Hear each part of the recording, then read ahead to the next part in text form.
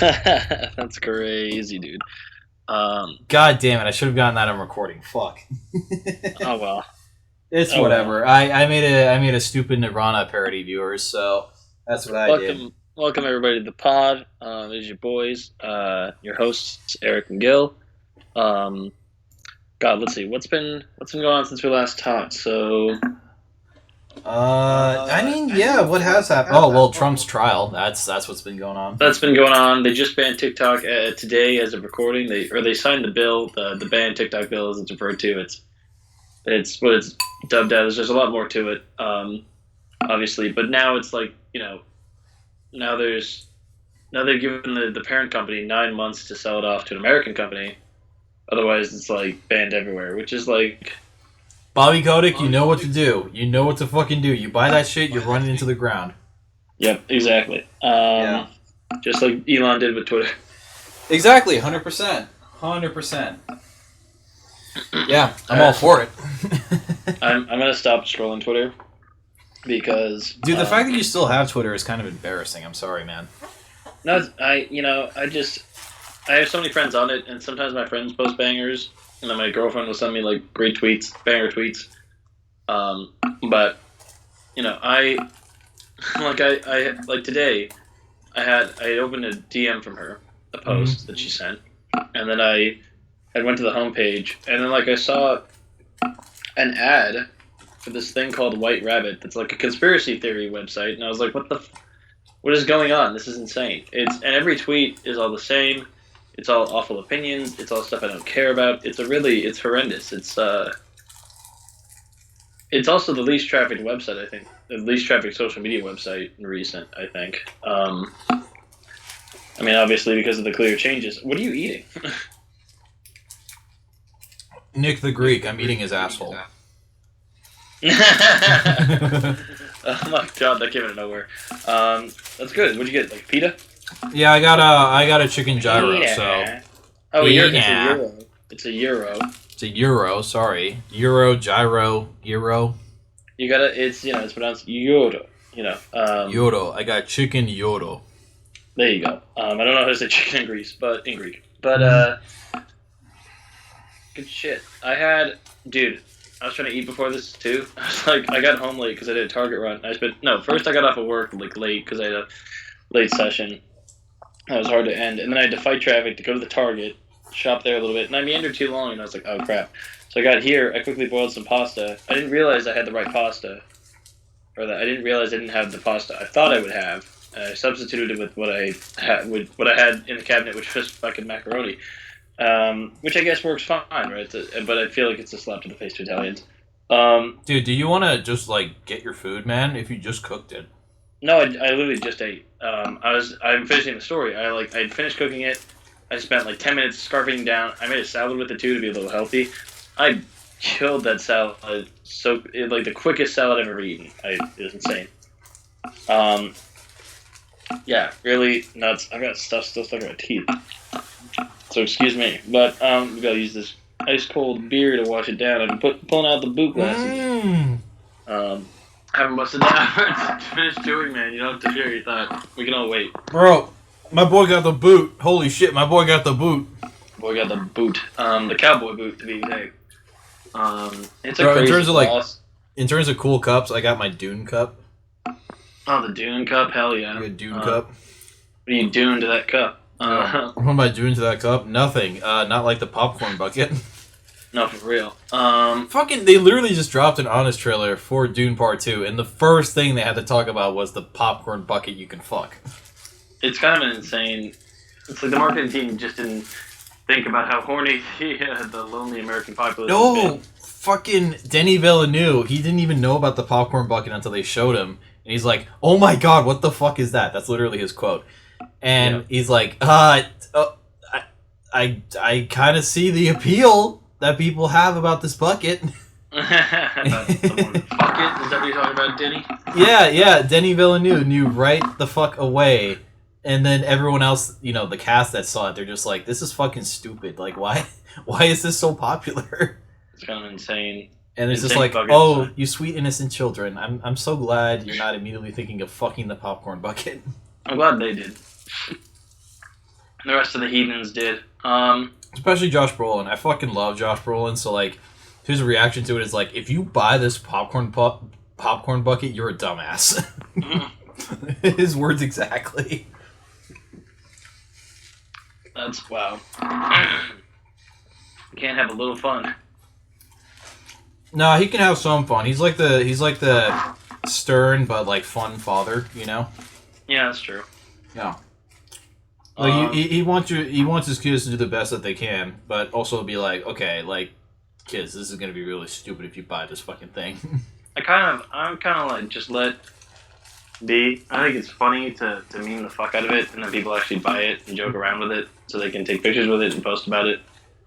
But it is kind of insane. It's still an insane bucket. I think like all those popcorn bucket designs, I get the marketing behind it. It's kind of fun and cute sometimes, but it's not a very functional basket most of the time. You stick your hand in, like it looks like it's hard to. It might not be hard to pull out. I don't know. Some people aren't gonna pull out of that bucket. No, some people are gonna bust a nut in the popcorn bucket. They're not gonna pull out. That's what I noticed. They're gonna cream pie that bucket. You said the quiet part. Oh, yeah. I don't give a fuck. I can cut this shit out in post. Don't worry. Speaking of movies, I don't know if because I think it was this last Friday I saw it. I want to talk about this movie. We went to go see Sasquatch Sunset. Okay. Kate and I, and how can I describe it as like a group. I'm not sure if it's a full family because I know two of them fucked, and then I think the other two are children. Maybe I don't know, but like, so it's this group of Sasquatches, right? These fucking Bigfoot. I don't know. And it's just these actors, like dressed head to toe in this costume of like a Sasquatch, which is kind of crazy. And the movie begins as funny, and it's labeled as a comedy. And it's like there's a great opening scene that's just really hilarious and drags on for too long. And it sets a tone for the movie that the movie doesn't follow. Like there's some other funny parts. There's just like kind of shock comedy almost, like, but not like greatly executed. Because so here's my problem with the movie. It's like it's a wonderfully shot movie, done movie. The actors in it, they followed the assignment they were given, but I think the assignment had some misdirection. So my problem with it is like they act too much like apes in the movie. Like it's very monkey-esque. Like, and they freak out like monkeys. They like monkeys, right? Like yeah, they do all that shit. But it's confusing because they're very humanoid because they're very tall. I know, yeah, they're hairy, so they look kind of like monkeys a little bit. But it's still kind of like I think it's foolish. You know, it's too non-believable. Like, you know, it takes it out of it because like that's not how you think. That's not how I expect Sasquatches to act. But I don't know. There were funny parts. And then it got sad all of a sudden. And there was also the other thing was like because they were acting like monkeys, the actors didn't communicate anything well. Oh, so yeah, that would do it. That would create a problem. They were using body language to obviously like do a couple things, but like if these are like a group of Sasquatches, they'd have some sort of language, and they provide more meaning to different things. Like they like for instance, so there's a lot of like sex and kind of jerking off in the movie, kind of nuts. Okay, like full blown, you can see penile jerking off. Yeah, totally. Like I mean, like male costumes because there's like. I think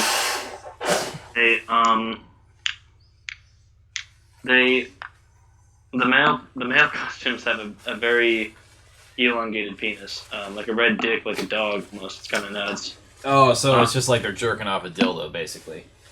Kind of, yeah. So it's and the movie opens with a sex scene. It's like this very graphic, very dragged out sex scene, which is really funny. But again, it sets a tone that the movie doesn't follow.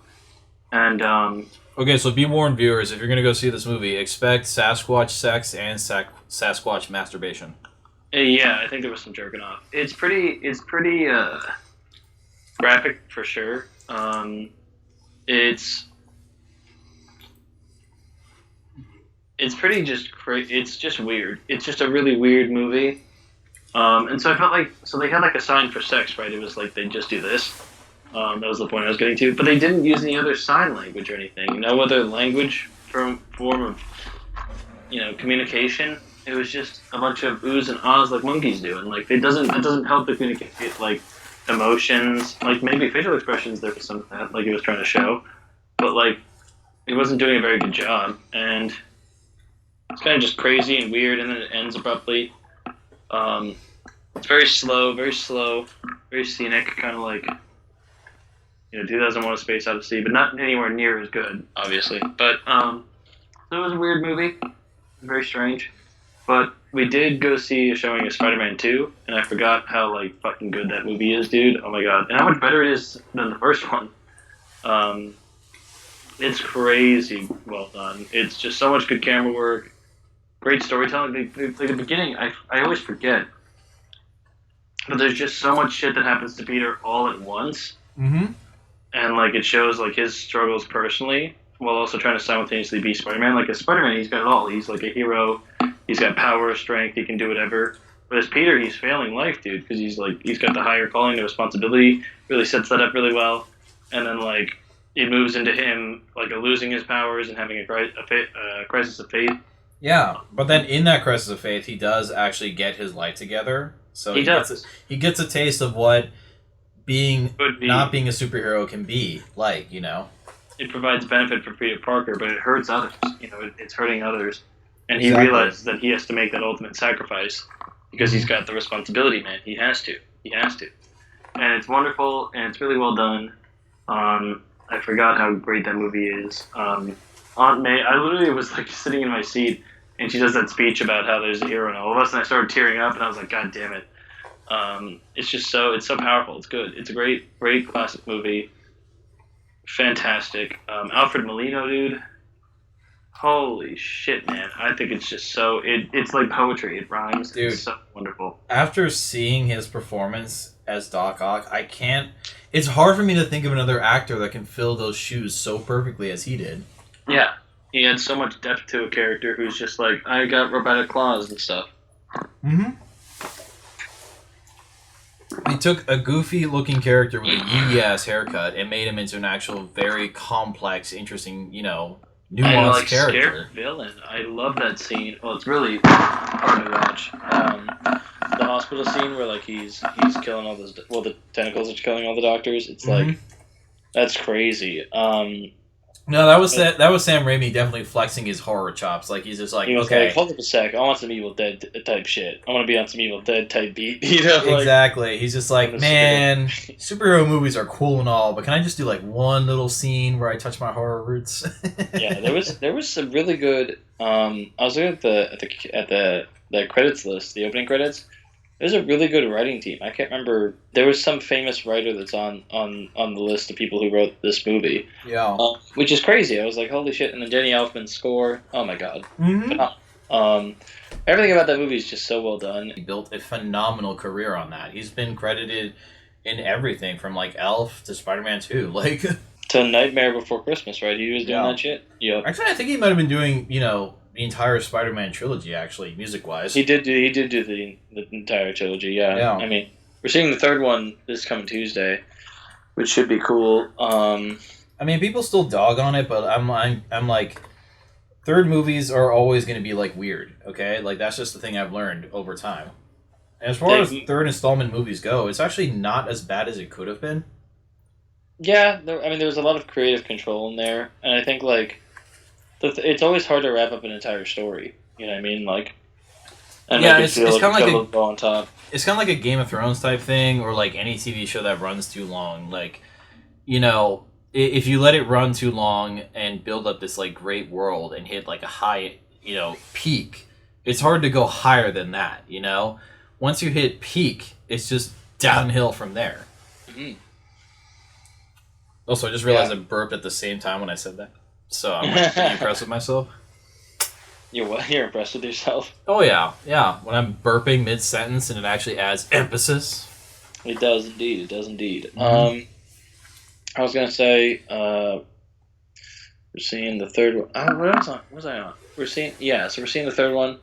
I'm not it's not that like as a kid I was like, oh my god, I love this. Like I was obsessed with the Spider-Man trilogy as a kid, but I'm not fucking with it. Not fucking with the third one as much now. I see the problems, but I also see the vision. I see the vision. No. I was gonna mention this. I remember. I was gonna talk about X-Men '97. I caught up on that on Saturday. Um, that shit is crazy. It's nuts. It's such a cool show. It's so well done. It's so well written. It's such like a perfect Saturday morning cartoon type beat, and it's like, Oh, that's awesome. oh my god, it's really well. It makes me want to like like watch the original series. Oh yeah, because there was an original. Yeah, And watch the well, yeah, there's the '90s show, and then I also want to rewatch the old Spider-Man show. That shit was crazy good. I remember that. I loved that as a kid. Oh, same. Honestly, like Just the so animation was well done. The storytelling was great. '90s cartoons, man. They Yeah. they got it. They got the sauce. They were It was goaded up it's white boy with the sauce. indeed. Corked up white boy goes with the yeah. I hate that phrase so much. I have so much associated with it. I use it often. You know, it's Uh, better than Gyat or like Skibibbity the Skibidi I don't get, and I'm not gonna. Don't explain it to me. or The fucking Ohio. Those Ohio memes, I don't get it.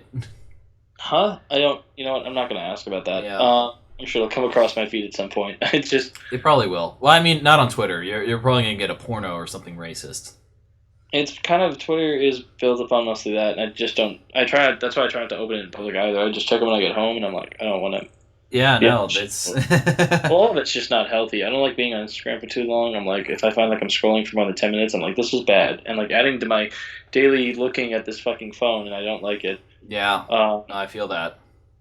but X-Men '97. So let's get back to that. So it's a really well written. It's really impressive. I'm really surprised. It's not surprised. I had heard great things about it, and the trailer made it look great. I just didn't know it was going to be at this level, and I think it's like I think it's just because you're surprised because you're like, oh, they just acquired well, they're finally doing something with the X-Men property that they acquired. So you're like, oh, they're doing another Marvel show. Like, oh, it's animated. Okay. I mean, probably going in with low expectations because of like the state of Marvel now. I mean, there's been a few bangers. Okay, let's be real here. Like Falcon and the Winter Soldier, Moon Knight, Loki. Obviously, fucking killer. Loki's a banger. Loki's a banger. Absolute goated banger. But, still, overall, you have like low expectations for Marvel TV shows. Fucking Secret Invasion, not nearly as successful as Marvel wanted it to be. Fucking She-Hulk. Yeah, She-Hulk, fucking terrible. Absolutely. So people were going in to X-Men '97 with low expectations, and they were blown away because it surpassed every low expectation they had. It really shocked them. It's very. It definitely like is a nice gem and a nice addition. And I think it does what it does really well is it does this trend that comic books were doing. I think eventually in like the '70s and '80s, right? So like when comic books were originally introduced, like in the '20s, '30s, whatever it was. I think '30s. Maybe even earlier than that. Drawn art has been a long thing running. There's a Yeah. whole history to it. There's a great book by Scott McCloud. It does the show does something that comics did ages ago, and so like when comics came out in the 30s, there was they were marketed to children, right? So they were considered Yeah. like children's reads, and then like what happened was like decades later, the same people who were writing the comic books before were like, hey, our audience has grown up and probably wants more mature stories, and that's what X-Men '97 is doing. It grew up with its audience. It knows its audience really well, and so it's showing them more heavy stuff and like real stuff and like seeing how the heroes interact with that and how they navigate that, and it's really interesting that way. And I think it's like there's a lot of mature themes that go on, which is really interesting. And I'm like, this is, and it sticks to like the point of the X-Men. It's like they're constantly just looking. Magneto said something really well in like a speech at the UN in the show that I just love. It's a great scene, and he just wants like the same right to live. Like he's like, you don't have to tolerate me, but I just want the right to live, like the respect to be able to live, which is like really powerful. And I was like, this carries over time, man. It's really interesting. It's definitely got some. I'm sure it's got some other themes, but it's always been that way. And people are like, oh, people are mad about it. Shut the fuck up. I don't. It's fake rage. It's farming for engagement. It's because there's people out there that just want to hate things and even hate other, people just for no fucking reason. You make really good views when you make really pissed off content or content that evokes a very strong reaction. Yeah, exactly. And so it's like if it bleeds, it leads. It's a great show. Definitely check it out. 100%. I was really impressed. I was watching that all Saturday morning. You can edit this out in post, but my Saturday, dude, I was so fucking high because it was 420. So, of course. I mean, it's one day a year you gotta get fucking baked out of your gourd. It's like I saw a TikTok that was like, "Oh, what are you doing 420? What are you doing 420?" The guy was like, "The same thing I do every day, like the same, like nothing's changed. Maybe like a little bit more, but like nothing's changed." And that was kind of me, right? So like, I did a lot more actually, and I want you to. I want you to understand what happened. So I'm going to give a timeline. So the total amount I had that day was I had 40 milligrams worth of edibles. I had 5 joints and 2 blunts. Oh, and a gram of mushrooms. I had a gram of mushrooms. What the fuck, man? So the start of the day was I had 2/3 of that gram. I had that in the morning, at 8 in the morning. So then it would kick in. I had an edible at that time and a joint. So I had those 3. 10 a.m., 2 hours later, I had another joint. 12 o'clock noon, I had another edible after the first tenner. Bro. And then another joint. 2 o'clock, I had the blunt. And then 4 o'clock, I had another joint and the remaining gram of the mushroom and then another tenner. And then I had a joint at 6 o'clock, and an edible and a blunt at 8. How much fucking food did you eat in between all that? I had let's see, I had a bowl of cereal. No, I think I had toast for breakfast that morning. I was going from Kate's, I think. No, I was going from here. Oh, that's right. We stayed at here on Friday. Dude, that whole day was a blur. Maybe it took out a day and a half for me, honestly. Damn. It's great. Like a day and a half, like backwards. It was like all of Saturday and then half of Friday. So like, Christ. really insane. And wow. so yeah, Saturday morning, woke up here. I think I had toast. And then I had just to have something in my stomach for the mushrooms, and then I had Pringles. I killed a whole family pack of Pringles. Nice, respect. And then so it's like that was like 7 servings of Pringles, I think. And then I had 2 Hot Pockets and a bowl of ramen. So that was what I ate all day. I'm just thinking of all the sodium, bro. Oh, it actually was like probably really bad for me. That was horrendous. I was eating this and I was like, this is really bad, but it tastes so good. And yeah. so, I mean, as long as you drink water, plenty. I was hydrating, and then I only had like a cocktail in the evening, like a White Russian. Oh, that's smart. That's smart. Yeah, it was chill. I'm not saying that ironically. I actually genuinely mean that that's smart. Well, yeah, I don't want to excessively drink because 1, my blood pressure. 2, like weed has anti-vomiting properties, and so if I'm drunk off the weed and I need to throw up, that's like not going to be helpful. I also find like I have really hard trouble like drinking when I'm high, like finishing like drinks and beers and stuff. Ah. It's really hard so it kind of encourages me not to drink as much. Yeah, see, that's why I kind of take like caffeine and alcohol as like my only drugs, really. Like the occasional antihistamine, or cold medication if I'm sick, and then I cut those other 2 out completely. But I mean, your alcohol and caffeine severely impact your blood pressure as well. That's kind of my problem. Is I'm combining like 3 different things, having a pretty medium to high sodium diet, and stress. So yeah. But no, dude, I got. Oh my god, that was crazy. And the trip was like it started off intense and then it tapered out. And so what I did all day was like I watched cartoons. I watched all of X-Men 97 up until tonight. I guess there's a new episode that I haven't checked out, or was it last night? I don't remember. How many episodes are there? Because I haven't started yet. I think there's now 7 episodes.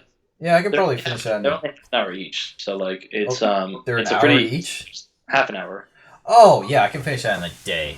It's like I finished that in the morning. I started at like I don't know, maybe 9 a.m., 9:15, 9:30. Yeah. And then I just kept watching. And then after that, so I put on a nature doc for a little bit. I think I watched a movie at some point. You remember which movie? Which genre?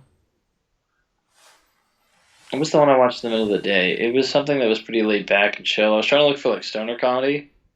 I can't recall what I landed on. Harold and Kumar Go to White Castle. That's a pretty good one.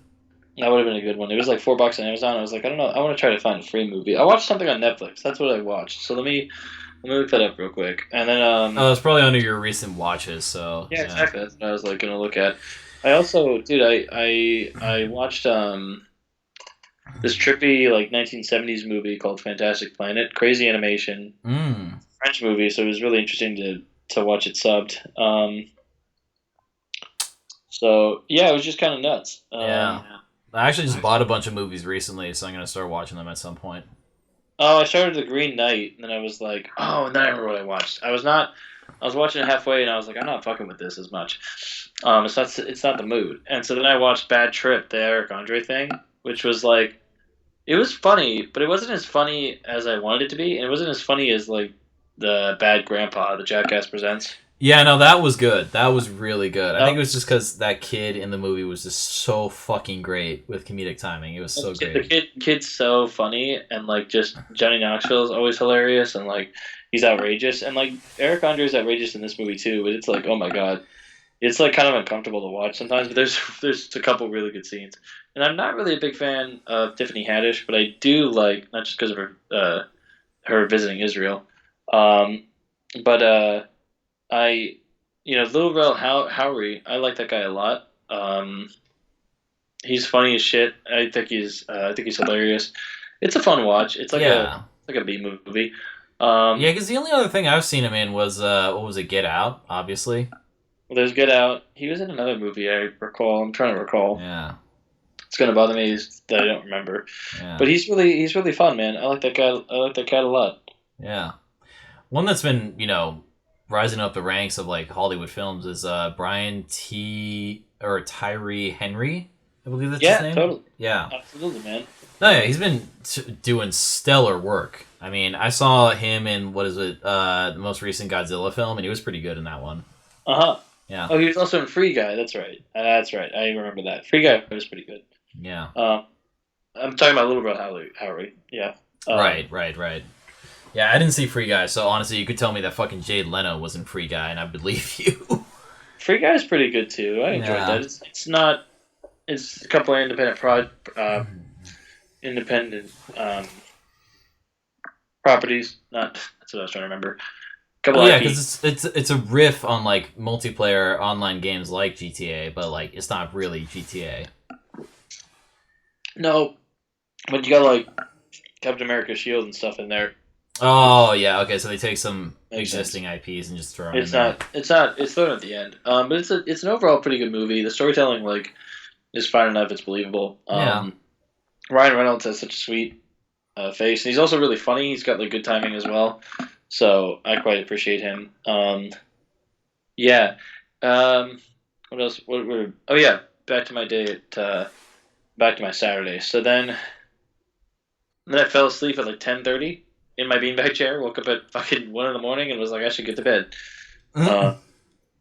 I slept in, dude, the next day till fucking 9. I was like, hell yeah, bruh. I had to get my ass up early today. I fucking hated that shit, man. How early did you have to get up? Well, see, I like to get my shit going, I like to get some breakfast in me, some caffeine in me, so that way I get my morning shit going, get dressed, and I feel actually good going to work. So I got up at fucking 5:30 in the morning today, so yeah. When did you have work? I had work at 10, so yeah. 4 hours? Yes.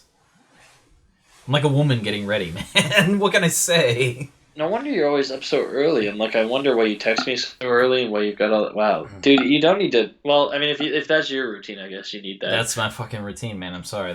This is the world that I have put myself into, man, and this is where I'm at. You said you work at 10? Yeah, I worked at 10. Well, so you've got Because I gotta count for the 4 hours. commute to get there No, too. no, you're giving. Yeah. I know you're giving yourself 4 hours. Maybe 3 hours and 45 minutes. But I give myself probably like best an out. No, 2 hours, like at most. Because I'm usually like I'm out the door. I'm out the door by like I try to be out the door like around between 8 and 8:15. Yeah. Often it's close to 8:15 is how it fucking works out. But anyway, Yeah. my commute. I've got this stupid exit. Maybe I should just start taking city streets. Maybe that'd just be faster. Who knows?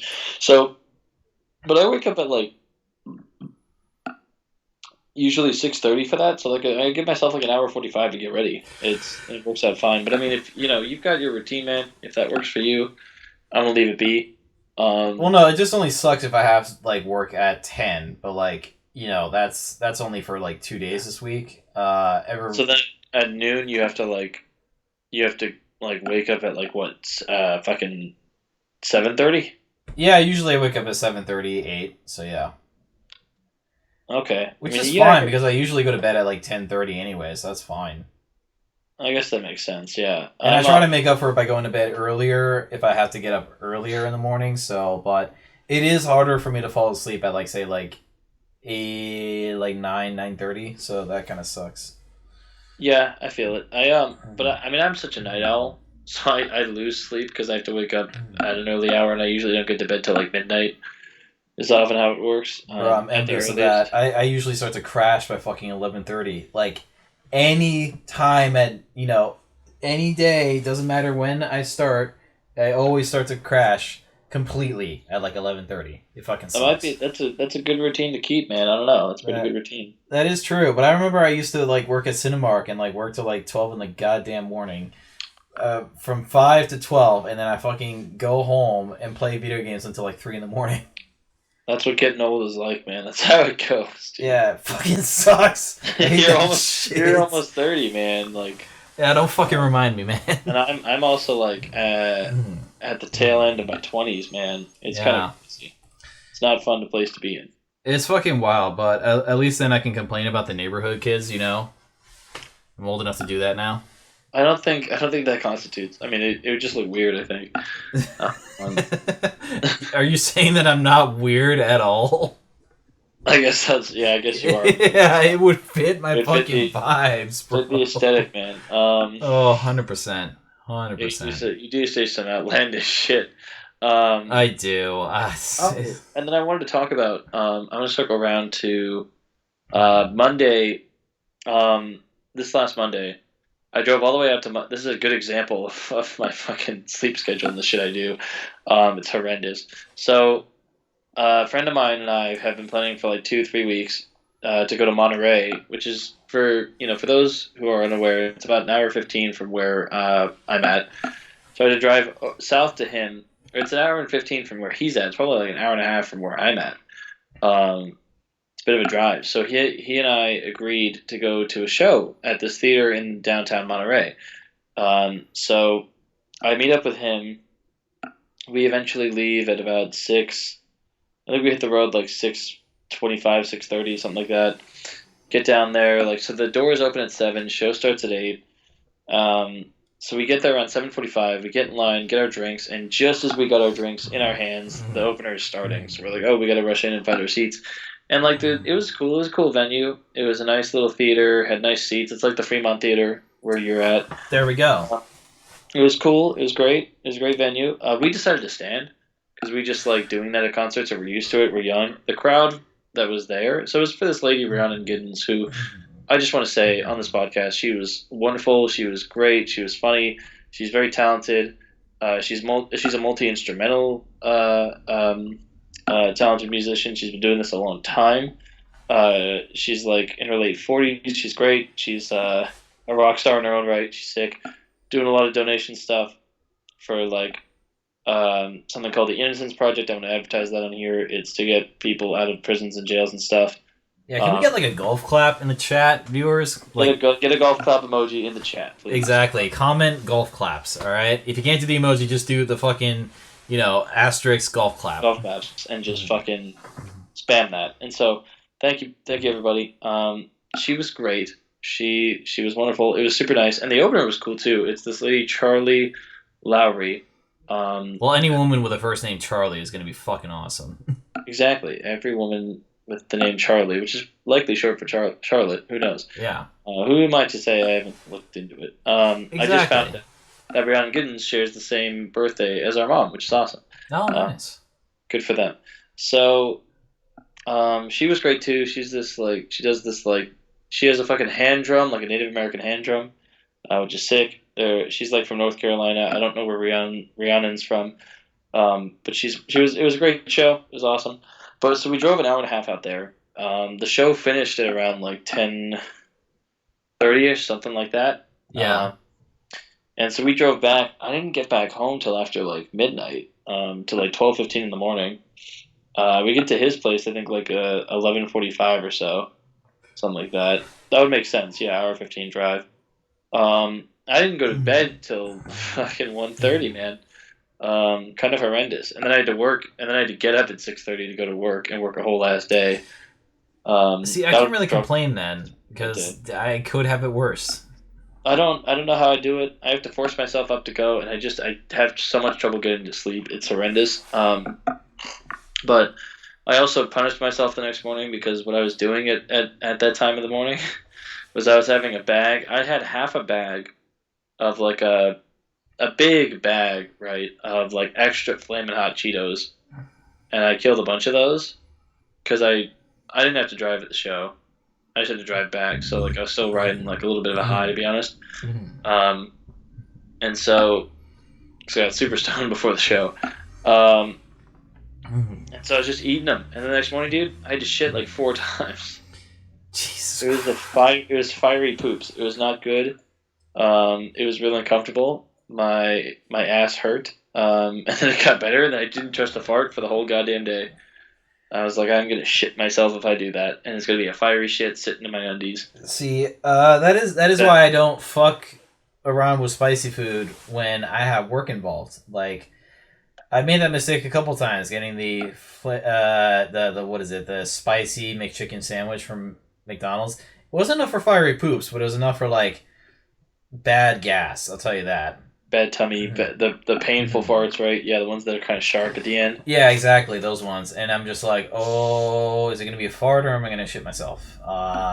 That's also kind of almost any time I eat McDonald's. And then, granted, last night after the movie, Kate and I went to go get shakes and fries from In-N-Out. The In-N-Out, oh my god, dude, I was pissed off. So, well, every In-N-Out has a poorly designed drive-thru that doesn't accommodate the amount of business they get. No, the only one I've ever seen that actually does do that is there's one near a Tuscadero that actually does. It has 2 lanes until it eventually merges into one, and it's actually built in.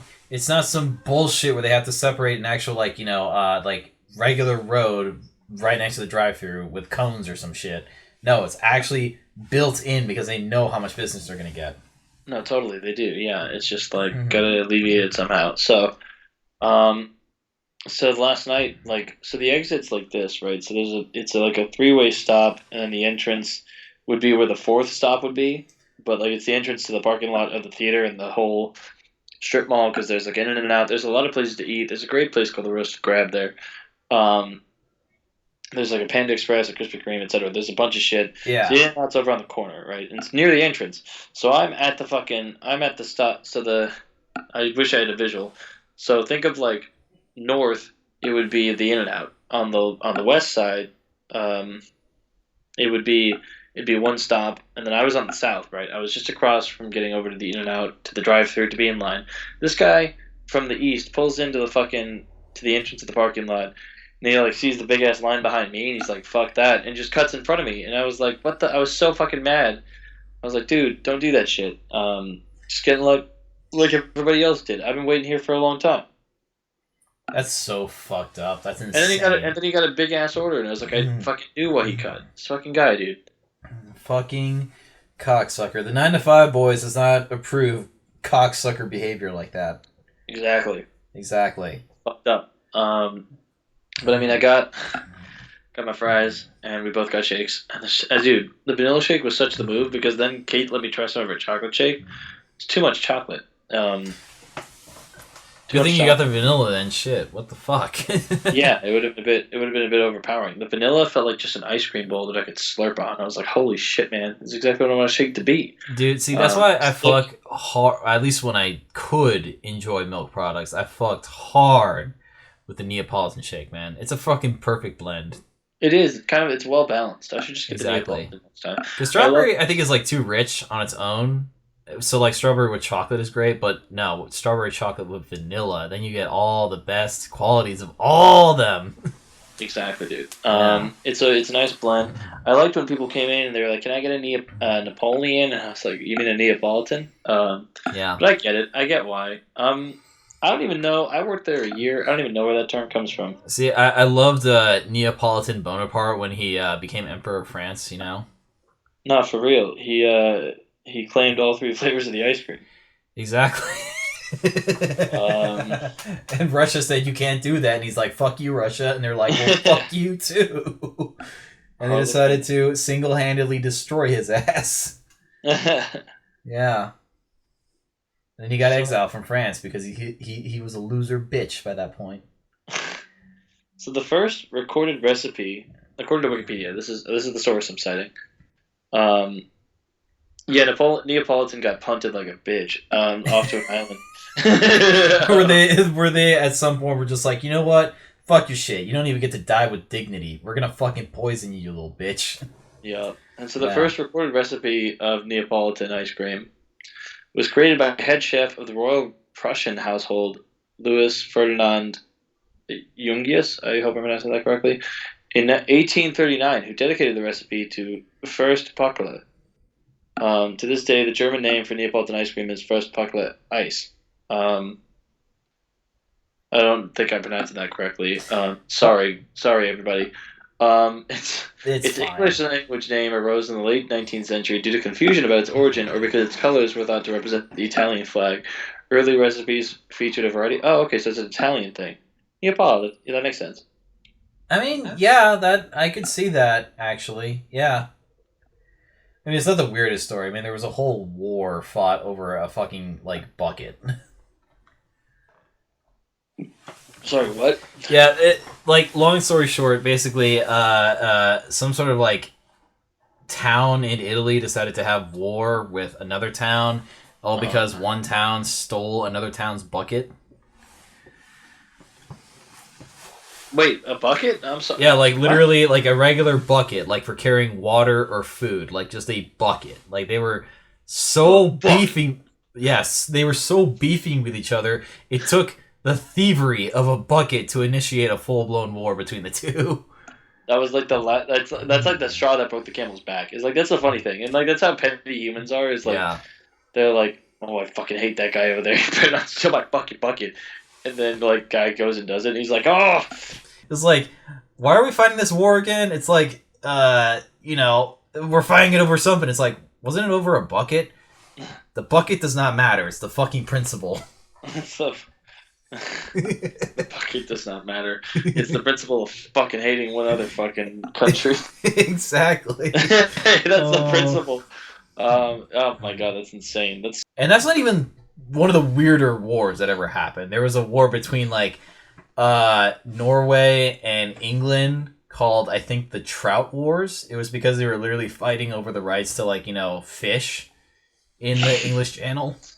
I mean, yeah, that's a resource. That's something to fight over. The bucket, you can just make more buckets, man. Look, I don't know. You just don't have to freak out over a bucket. Oh, and then there was also the 38-minute war, too. It lasted like 38 minutes. Was it just gory and gruesome and awful? No, literally like two nations in Africa decided to fucking start a war with each other, and then they managed to resolve it in the span of like less than an hour, literally 38 minutes long. That's kind of nuts. Yeah, shortest war ever started and ended. That's real. That's real as fuck. Yeah, crazy. And of course it had to take place in a country like that because I mean, don't get me wrong, like. First world exploitation of a third world country did not help it by any means ever. No. But they've also had like civil wars from that point, from like so many different eras. It's insane. Human conflict is a constant in our history, man, we very much. I was talking with somebody about it today, and I was like, I just stopped myself because I was like, I'm getting too deep in this. Um, but like we all are just my theory about humanity, man, is we're all just children that grew up. We've got the same neuroses we've had since kids. We're all just trying to get our fair fucking share, and we create these rules and these regulations. But when it really comes down to it, when we get deep into our when we get activated emotionally, when we get deep into our emotions and just like fucking let it out, we're throwing a tantrum like a child does. And that's not to denigrate anybody. That's just like we regress right when we're angry. And so like just people feuding is like people acting like children, and like we, but we're all built to do that because we're all just wanting what's fair, what we find is deserved to us, and like Yeah. it's really it makes everything so complex. So it's like that's why it's so hard for everybody to get along because like humans are inherently selfish that way. We can only, but it's only because we're limited by our perspective, man. We're limited by what we see and what we know, and like it's we can't we can try to move beyond that. There are religions, there are philosophies, there are counseling interventions that like help people to do that shit to get away from the self, because Yeah. the self is really just like of course it's important to take care of yourself. There's a balance, right? It's like gotta respect yourself, but you gotta respect others too, man. People have like everyone's got a right to be here, man. Everyone's fucking here. Everything's cool. It's like I don't know. It's I mean, I but feel like we would all be healthier if we were all just more Buddhist instead of any other faith. I mean, let's be real I here. I think what would be helpful. I think I think Buddhism has a lot of great teachings and it's wonderful. It's very valuable. I'm not gonna say one religion is better than the other. Everyone has the fine. They can choose whatever they Well, I, like, I think but in terms of the history of the established religions that have existed for a long, long time, like Catholicism and Christianity, a lot of them Buddhism's do also have been the around for a long time. weird, extreme factions that create like divide and hate amongst each other if taken to that ultimate extreme. Whereas Buddhism, There are it's some only good ever had examples. one real extreme, and what was it? It was self mummification. That was the most barbaric thing Buddhists have ever done. That's it. Yeah. You've got a point. You've got a point. I see your point. But I was gonna say, I think people would do a lot better and be a lot more well off. And I talk about this like with other people. Even I bring it up in session. I'm just like I'm not shy to like share that like I think that like the human populace, the American populace, would be a lot better off if we had affordable and effective healthcare and affordable and effective education. When you take care of a knowledgeable fucking population, and I'm gonna quote fucking Spider-Man 2. I'm gonna circle back. I'm gonna do a Yeah. callback. I'm gonna quote Doc Ock. It's intelligence is not a gift; it's a privilege, and to be used for the betterment of mankind. And like, I think that like, if we get people to be educated, to be thoughtful, to be valued, to be if we take care of them, if we give them the care they need, everyone's gonna be a lot happier, a lot healthier. We see that in other countries. It's not a hard thing to do, and it's something we can afford. But no, we instead put our fucking attention, or our leaders put their attention to banning a fucking app that shows you dance videos. And I don't, you know Yeah. what? I'm just like, we've got so many other problems, and that's at the top of the priority list. And it bothers me. I'm not gonna lie, it bothers me. Um, Yeah. No, it's it's a very, bummer. it's very much a bummer. But it's like we can only do what we can do. But humans, man, like I think there's always been human conflict. I think every human, every culture, every race, every whatever, we're all just learning. We're all just trying to get a manual. But it's so interesting to me that like we have the greatest wealth of knowledge that we've ever had in the collection of human history. We've got the internet, a wonderful search engine for figuring out any answer to any question you've ever had, most any ever question, right? That we can possibly think of, that we've thought of a best answer for. And I think like not utilizing that and not learning from it and not and we have this wealth of like moral knowledge too. We like know how we want to be treated. We know how others would want to be treated. I feel like I've been on this spiel before, but like we just have so much power to respect each other and so much opportunity, and we don't do that. And like it's again, it's very just characteristic of that limited perspective. But that's kind of why I like what I do, and like that's why I like being out and about. Is like you learn from other people, you help them figure stuff out. I love reading about like philosophy and stuff, and like I just feel like history is not like just a glimpse into the past. It's a explanation. It's an explanation for the present, and like I really think that that rings true, man. And people should study their history so that they learn better. Like I don't know. I'm going on a tangent. Excuse me. No, you're good. I think it's reasonable because I literally saw the movie Civil War twice, and first by Oh, wait, myself. what? Yeah, so I saw that new movie Civil War by myself at first because I wanted to be out of the house when we had to put down our dog Kirby because I didn't want to be in the house. I didn't want to be around that kind of energy and whatnot. It's been fucked up, I'm sure. Yeah, I was grieving with it and dealing with it in my own way, and I did that by watching Civil War, which is probably tragically ironic. And then I took our sister Bianca yesterday to see it again because she hasn't seen it. So what'd you guys think? I thought it was pretty well done. You haven't seen it, right? No, I have not. So I don't. I'm uncertain. So let me hear your opinion of it. My opinion of it is that it's a good film. It is just under 2 hours, but it doesn't feel like a 2 hour film. It feels like easily like a 90-minute film the way it's paced. But it gives also a solid explanation for why the Civil War is going on and how it could happen. The only gripe I have with it is the rushed ending. I feel like it was almost like they ran out of budget and like the people producing the movie was like, okay, Alex Garland, like you gotta like wrap this up, man. Like we don't have much budget left. Come on. It was okay. Yeah. That sucks. It kind of sucks. So the ending is a little underwhelming compared to all the build up and the themes that it had going for it. Yeah. But overall, it is a fairly striking, mirror amongst us, the American population, and how close we actually could get to something like this. It's scary, and I just don't like to. That's my feeling of watching it. Is like I don't want to watch it because I feel like it's gonna trigger that feeling and remind me of how shitty things are. The only saving grace that I have is the fact that the American public, at least a majority of them, the ones that are loud enough to actually make their voices heard, are too fucking retarded to actually organize anything like that. So there is that. Well, we've got some hope left. But I don't think there's any chance we can actually unite to overthrow the government. Like there'll probably be like a fucking riot over like whatever the Supreme Court decides. If the president can actually be immune from crimes, but that's gonna be a riot that like goes over for like a day and then it's done. Like, yeah, I just there's probably gonna be another.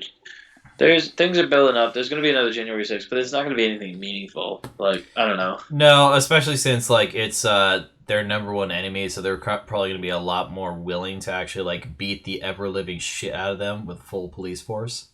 Maybe, maybe, dude. Who knows? Not a lot of people got harmed. There was like one lady who got killed. Yeah, and, like she was. I'm not gonna talk about it. I don't give a fuck. She made her choices. So yeah. And then and there was a cop who was leading a bunch of people. It was a whole thing. It's awful. Hey, I want to end on a good note. Civil War is a good mirror into reality. Yeah. And it's solid acting. I definitely love Jesse Plemons in the movie. He's fucking phenomenal in everything he does. Yeah. Yeah. That's great. He's awesome. I think he like got that role last minute, but he's also married to Kirsten Dunst, so that certainly helps. They're just like, that wait, Alex Garland is just like, wait, who's your husband?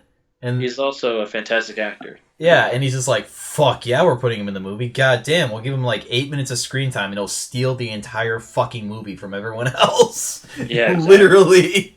That's crazy. Anyway, he acts his ass off, dude. I love Jesse Plemons. It's his nuance in his characters. It's fucking great. It's impressive. But on that note, let's end on a good note of praising Jesse Plemons. Yeah.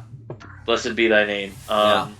Also, for some reason, I don't know what to call this genre, but 47-year-old Hispanic man looking after 20-something-year-old white girls, they had that kind of relationship in this movie, like a Last of Us type thing, and then you have The Last of Us. I don't know what to call that genre, but it's probably my favorite fucking genre. It's so sweet. It's so innocent. I love it. It's the thing that I strive for in great fatherhood-like relationships, man. Shit. That's true. But Joel also lied to Ellie. But yeah, Yeah, but what fucking parent hasn't lied to their kids at one point in their life? Like, come on. that's also fair. That's a pretty big, severe lie. But on I that note, mean, fate this of has the been world, but you know, it doesn't fucking matter. I The world's guess fucked anyways. yeah. But on that note, this has been the 9 to 5 boys. Thank you so much for tuning in. We've been your hosts, and we'll see you guys in the next shift. Yes. Bye bye.